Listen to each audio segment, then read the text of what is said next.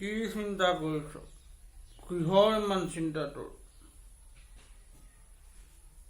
পঢ়া শুনা কৰি কি বেকাৰে থাকিম বুলি ভাবিছ নেকি? কি কৰি চলিবিনো? দেউতাৰ পৰা পইচা লৈ বেপাৰকে কৰ, তাৰ পৰাতো মালামাল হৈ যাব পাৰিবি।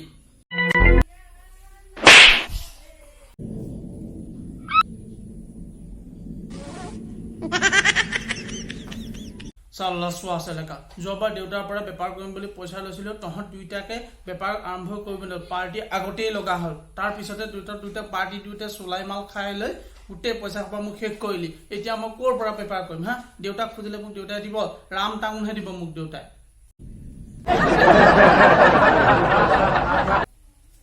বাহিৰলৈকে যাবি নেকি? তাতেই দেখোন বহুত ল'ৰাই চাকৰি কৰি আছে।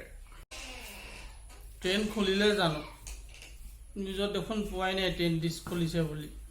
নিউজটোকে চা, তাতেইতো গম পাবি খুলিছে নে নাই।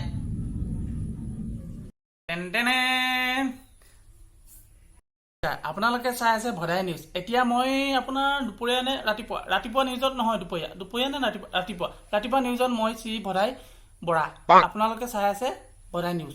আৰু লগতে কথা এটা ক'বলৈ বিচাৰিছোঁ, আপোনালোকে যদি কোভিডশিল্ড ভেকচিন লৈছিল তেতিয়াহ'লে আপোনালোক যাব নোৱাৰিব বাহিৰলৈতো বাদ দিয়ক, আপোনালোক যাব নোৱাৰিব হাগিবলৈ। চিন্তনীয় বিষয় এটা কথা আলোচনা আহি পৰিছে আপোনালোকৰ মাজত।